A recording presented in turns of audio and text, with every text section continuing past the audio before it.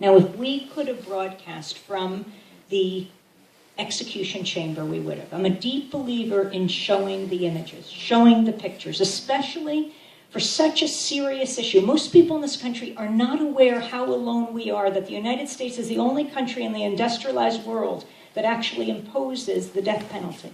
In that case, we should know what happened. You know, the laying out of the prisoner on a cross-like gurney, the injection in his arm, and just before he dies, the curtains being pulled back and the audience being revealed who will watch his execution. We should see all of this. And if we couldn't broadcast from the execution chamber, which we couldn't, then at least broadcast from the prison grounds. Now, we had a little problem. I was there with Hani Massoud, who leaps tall buildings in a single bound, and Renee Feltz, our fantastic producer, who's done so many death row cases from Texas, and also with Mike Burke, our senior producer. We'd come onto the grounds, and the Department of Corrections told us we couldn't go near where the people would be gathered.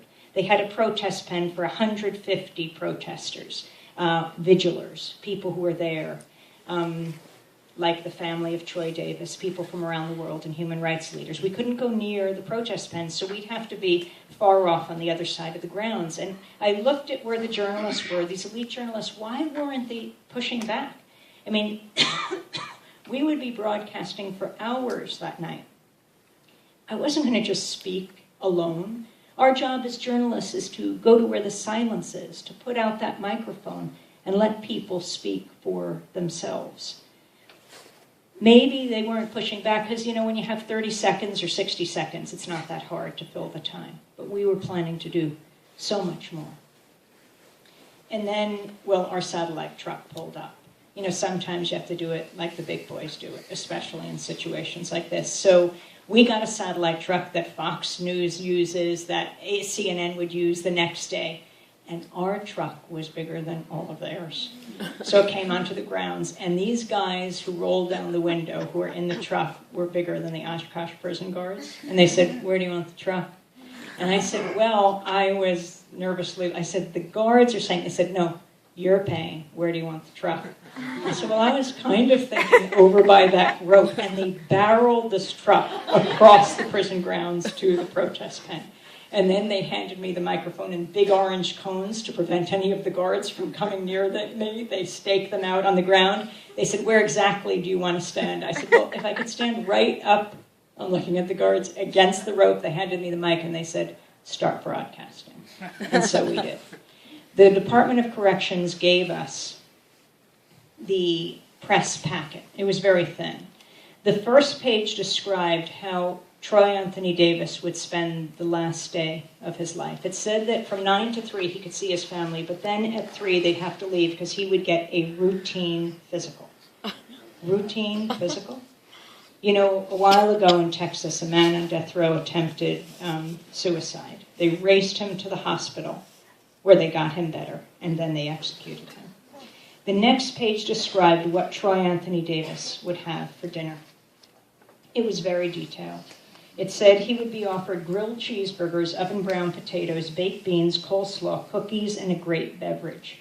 The next page described the lethal cocktail that would follow. Pentobarbital, pancuronium bromide, potassium chloride, and Ativan, a sedative. The pentobarbital anesthetizes, the pancuronium bromide paralyzes, the potassium chloride stops the heart. Davis refused the sedative and the Last Supper. By 7 p.m., the U.S. Supreme Court was reportedly reviewing Davis's plea for a stay. The case was referred to Supreme Court Justice Clarence Thomas.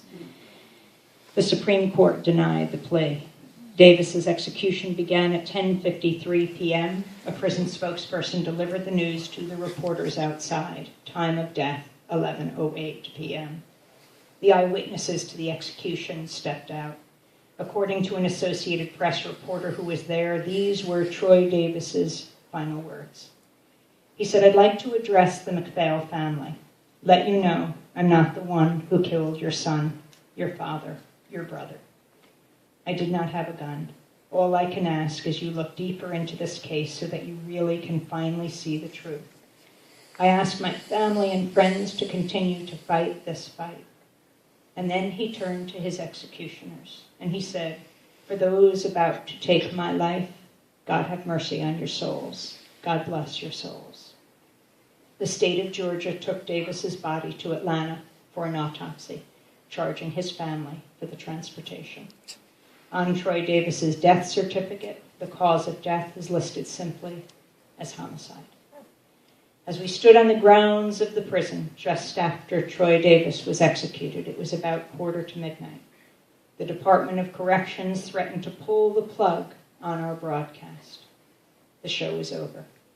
And I was reminded what Mahatma Gandhi reportedly answered when asked what he thought of Western civilization.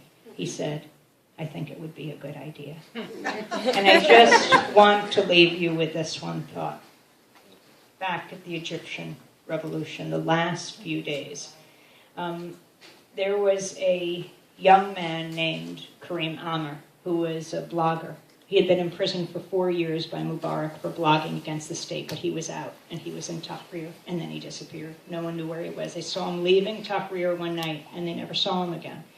So I was texting Sharif what happened to Karim. He said, "I don't know." And Dennis and I were writing our column for that week, which is in the Silent Majority. And Dennis went to the blog of Karim Amr. And on the top, it said, "Dedicated to Hans and Sophie Scholl." Hans and Sophie Scholl are the young German brother and sister from World War II, who together with their professor, other students, and workers, formed an organization called the White Rose Collective. They weren't German Jews, they were German Christians, but they thought, what can we do in the face of the Nazi atrocity? And they thought the best they could do was get out information so the Germans would never be able to say we didn't know. So together they published a series of 6 pamphlets. Across the 4th one was written the words, "We will not be silent."